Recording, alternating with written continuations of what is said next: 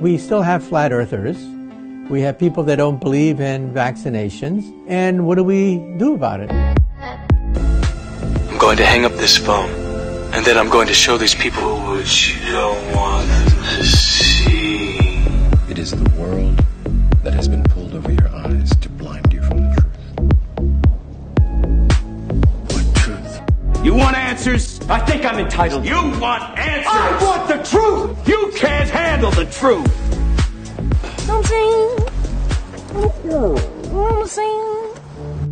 In the age of social media censorship, questioning whether or not the Earth is a globe has been deemed harmful thought. But why is this?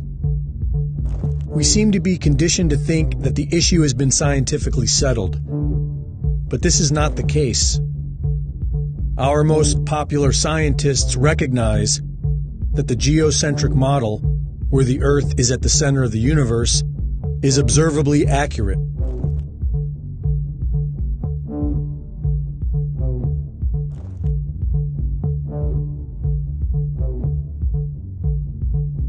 Edwin Hubble and Stephen Hawking went as far as to say that they reject the geocentric model not based on scientific reasoning, but rather because they find the thought of being at the center of the universe to be emotionally disturbing.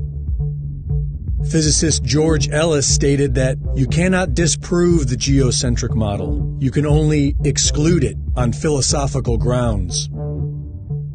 The Michelson-Morley experiment in the 1880s proved the Earth was stationary, and Albert Einstein claimed this was a serious embarrassment and intended to disprove it with his relativity theory, but later admitted that he had failed to do so. We are conditioned to think that the heliocentric model is scientifically superior to the geocentric model, but when we apply scientific reasoning, we discover that this is not true. Contrary to popular thought, the scientific community has disputed the heliocentric model for centuries, such as the Earth's curvature. According to the heliocentric Earth model, the Earth is 24,000 miles in circumference, and if one were standing at sea level, they should only be able to see less than 3 miles before the surface of the Earth curves out of view. But this has been proven to be false for centuries, from the Bedford Level experiments of 1838 to modern photography. This photograph of Chicago was taken almost 60 miles away from Grand Mere State Park in Michigan. On a spherical Earth, this would be impossible. Using the Pythagorean theorem and the current dimensions of the Earth, the top of the tallest skyscraper should be 900 feet below the observable horizon. Local news explained this anomaly by claiming the image was a mirage. And what you're seeing here is a mirage. We typically would not be able to see this from the Lake Michigan shore. We talked about this last night. Conditions are right on the lake that we're actually seeing a mirage. They claimed that somehow light refraction and perfect weather conditions are responsible for creating a photorealistic mirage of the Chicago skyline appearing to sit on the flat horizon from almost 60 miles away. Anomalies in the Earth's curvature can also be found in old lighthouses, able to be seen for several miles past what is possible on the heliocentric model, and weapons guidance systems that are capable of sighting targets that would only be possible on a flat plane. We are accustomed to observing ships disappearing over the curve, but with modern consumer cameras, we can observe that this seems to be an optical illusion based on light reflection and the laws of perspective.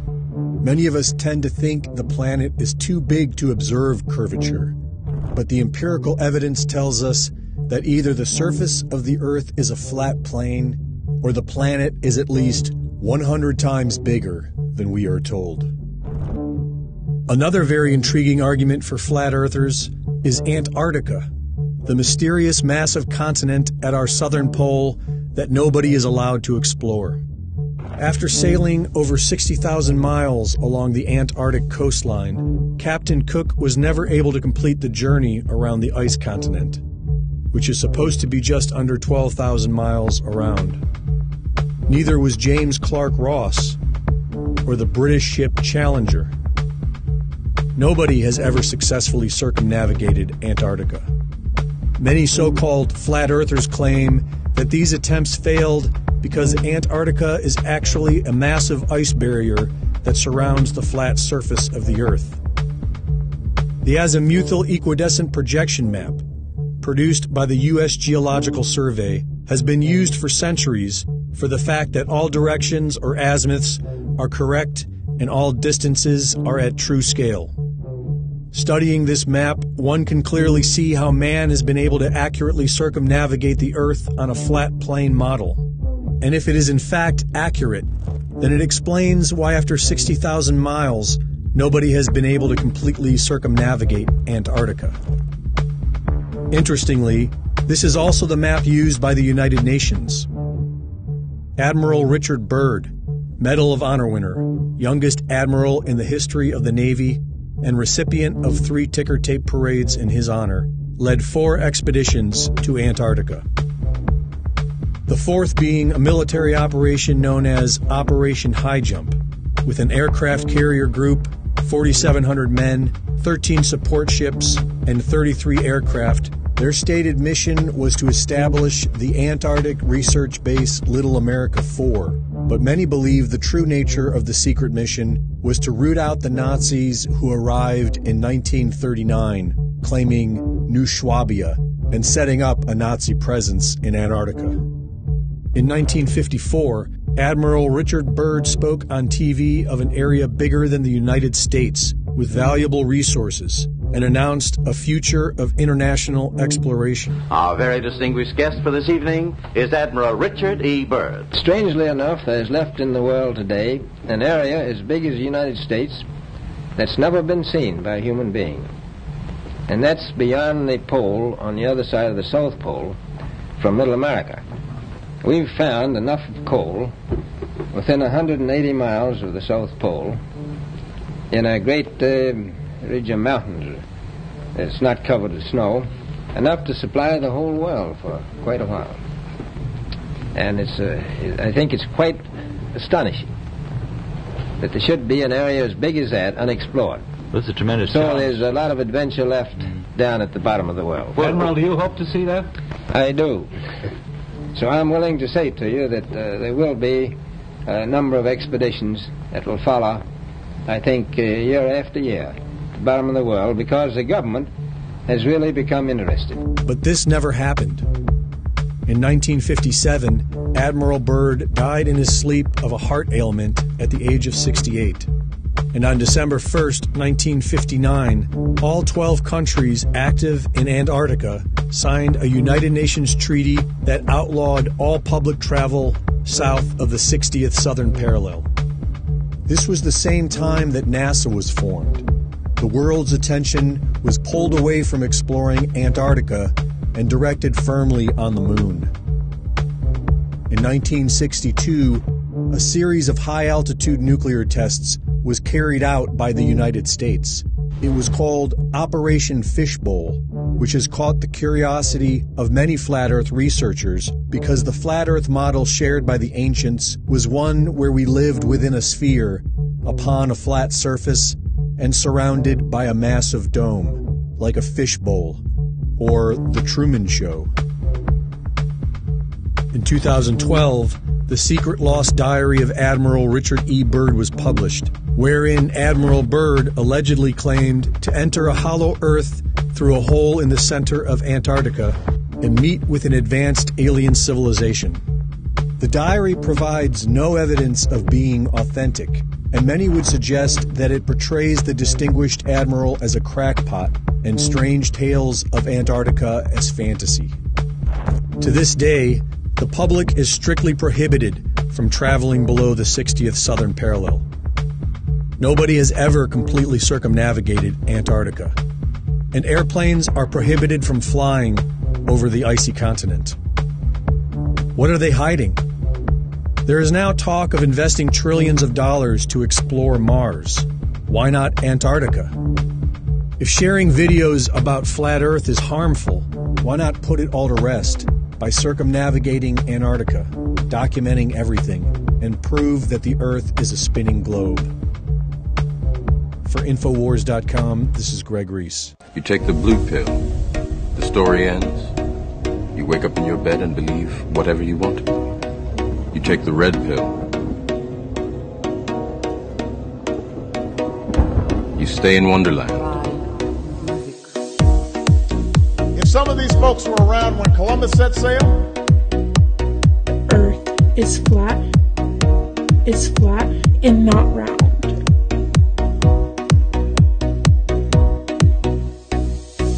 These guys were around when Columbus set sail. They must have been founding members of the Flat Earth Society. They'd be charter members of the Flat Earth Society. And I show you how deep the rabbit hole goes.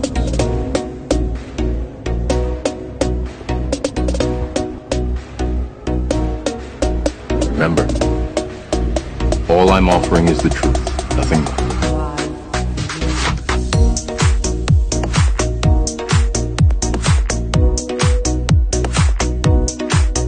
Earth is flat and not round.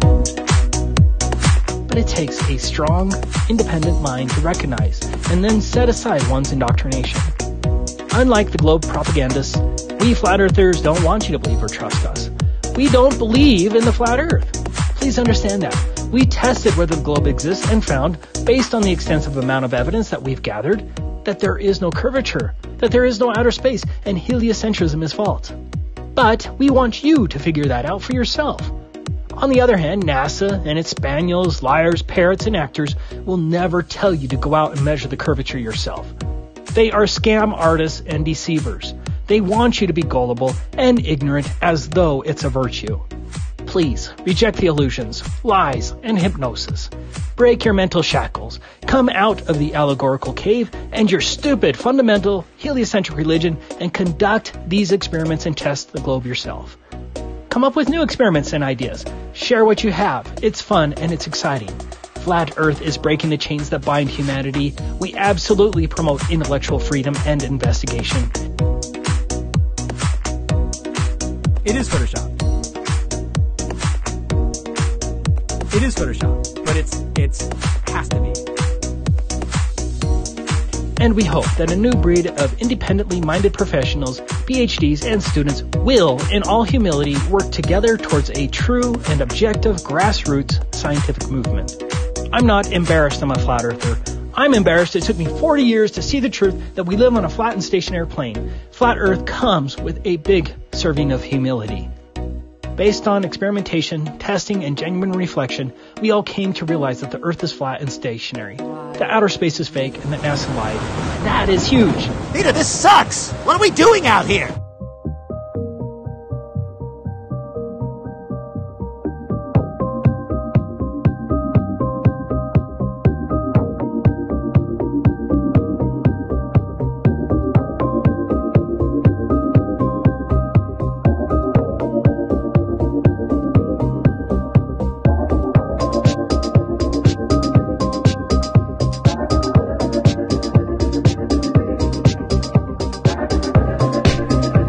Small sections of large curved surfaces will always look flat.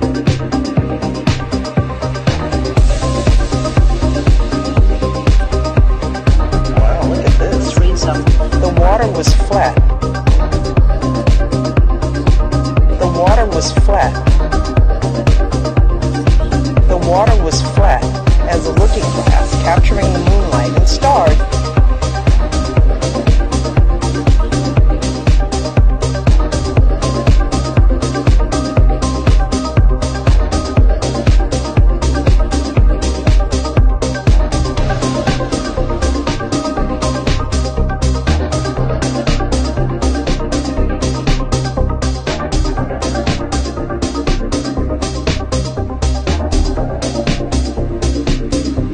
Earth is flat and not round. And I say yes. Told you not to worry. Imagine the hard time they've given Christopher Columbus. But maybe that's a lie. Voices on the right and left Honey, what's your hurry? are working right now to breathe life Just stay inside. into those old flat earth theories of protectionism. We're not to get too close to stars. They're never gonna give you love. Where did you go? I should know, but it's cold and I don't wanna be lonely, so show me the way home. I can't lose another life. This whole thing is the biggest fairy tale I've ever seen. Okay, well, what we're thinking of as aliens are they're extra dimensional beings. And I say yes. I can't lose another life.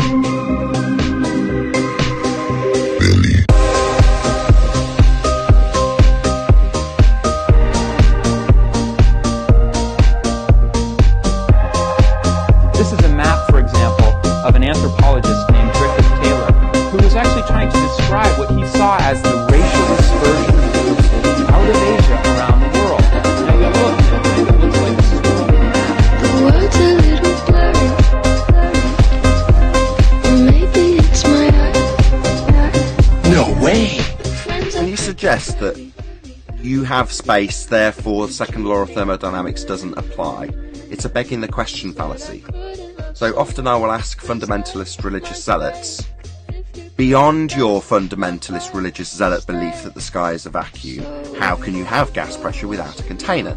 Because the natural instinct of a fundamentalist globe-believing fundy, it's a bit redundant, is to beg the question of the sky vacuum and then tell us that obviously the second law of thermodynamics doesn't apply because the gas isn't filling my presupposition that the sky is a vacuum. Well, that's a begging the question fallacy, to assume that you've got a sky vacuum and therefore not require a justification for its violation of that particular law. That would be an entropy increase, or standard gas law. The volume that you would calculate it with would be the volume of space the gas has to fill. And if the sky was a vacuum, that would be an availability of volume for the gas we breathe to fill. And fill it must. That's what gas does. It expands in all directions.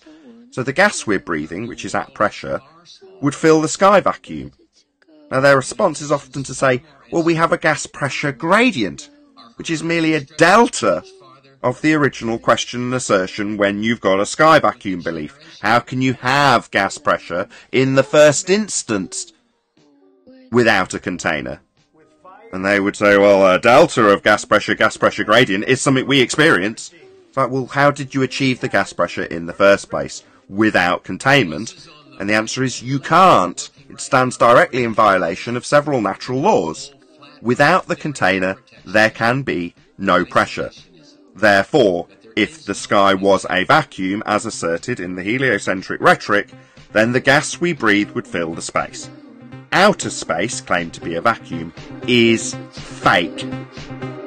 Therefore, any claims from that claim to be sky vacuum are automatically fake, including but not limited to pictures of Earth from space.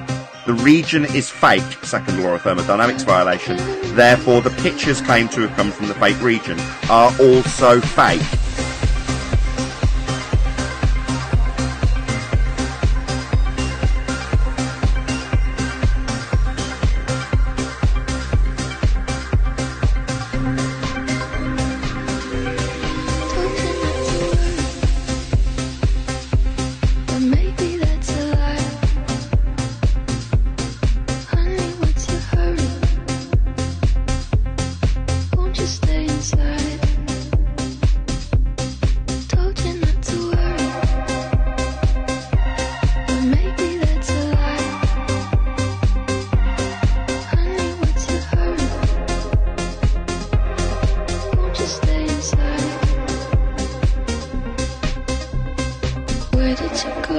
should know, but it's cold and I don't wanna be lonely. Was hoping you'd come home.